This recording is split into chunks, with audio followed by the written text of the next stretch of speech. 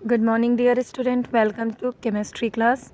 Today we will be discussing about the structure of atom by the J.J. Thomson and the Rutherford's model.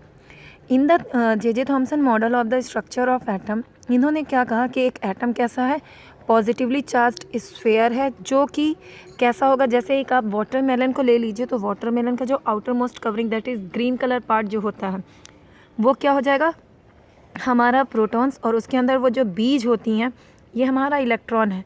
तो पूरा हमारा structure of atom उसी तरीके से होता है।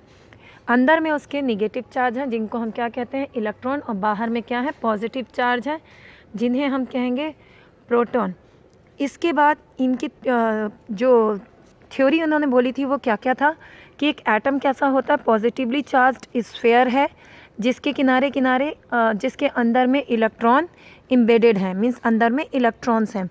और इस एक एटम जो होता है वो इलेक्ट्रिकली न्यूट्रल होता है। वो कैसे, तो क्या होता है, एक एटम में निगेटिव और पॉजिटिव चार्ज इक्वल होते हैं, वो दोनों एक दूसरे को बैलेंस कर देते हैं। उनके बैलेंस करने से क्या होता है कि जो हमारा इलेक्ट्रॉन होता है वो पूरी तरीके से न्यूट्रल हो जाता है, क्योंकि पॉजिटिव और निगेटिव चार्ज एक दूसरे को कट ऑफ कर देते हैं।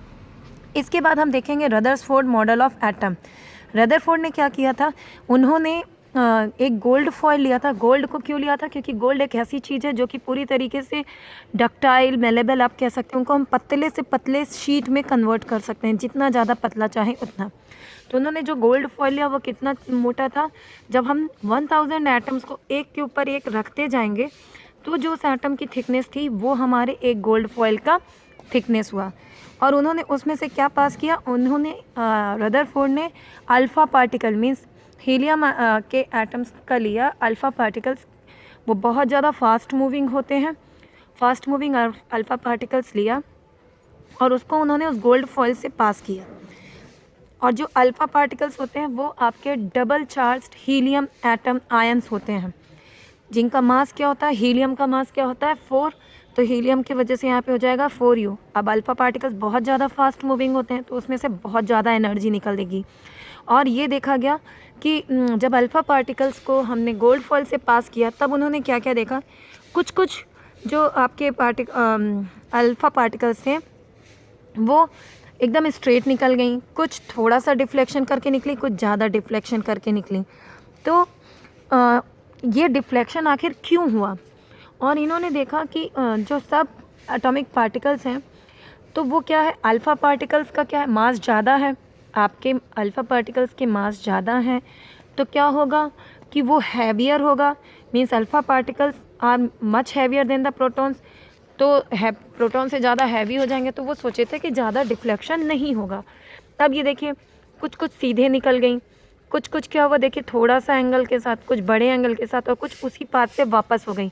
तो इनके ऑब्जर्वेशन क्या थे, कुछ अल्फ़ा पार्टिकल्स स्ट्रेट निकल गई, some of the alpha particles past making small angles, और कुछ कुछ रीबाउंड हो गई। मीन्स कितने रीबाउंड हुई, मतलब 12,000 पार्टिकल्स में से एक रीबाउंड हो जा रही थी, तो रीबाउंड हो गई। इसका मतलब अब ये हुआ क्यों, स्ट्रेट निकल जाने का मतलब है कि जो अल्फ़ा पार्टिकल जा रही थी उनके लिए काफ़ी रास्ता था, वो आसानी से निकल गई, तभी तो स्ट्रेट निकल गई। तो यानी रास्ता होने का मतलब है कि आपका जो हीलियम गोल्ड फॉयल है उसमें बहुत ज़्यादा जगह है। फिर कुछ कुछ थोड़े से एंगल के साथ डिफ्लेक्ट की, तो क्या हुआ कि जो आपका गोल्ड फॉयल था वो डिफ्लेक्ट क्यों की, क्योंकि जो गोल्ड फॉयल का था उसमें यानी अंदर में हमने कहा निगेटिव चार्ज है, तो इसका मतलब ये था कि आपने थोड़ा सा स्पेस कम है, यानी वो साइड में टकराई तो थोड़े छोटे एंगल के साथ, बड़े एंगल के साथ जब टकराई, कुछ कुछ जो 180 डिग्री के साथ टकरा के निकली। तो इसका मतलब ये है कि जो पॉजिटिव चार्ज और गोल्ड फॉयल इनका सबका मास सेंटर पे कंसंट्रेटेड है। ये सारा कुछ रदरफोर्ड ने कहा था, जिनके बेसिस पे हमने एटम के स्ट्रक्चर को फर्दर उसके बारे में डिस्कस किया। Children, go with this Rutherford model of atom, and for any kind of doubt ask me. Thank you, children.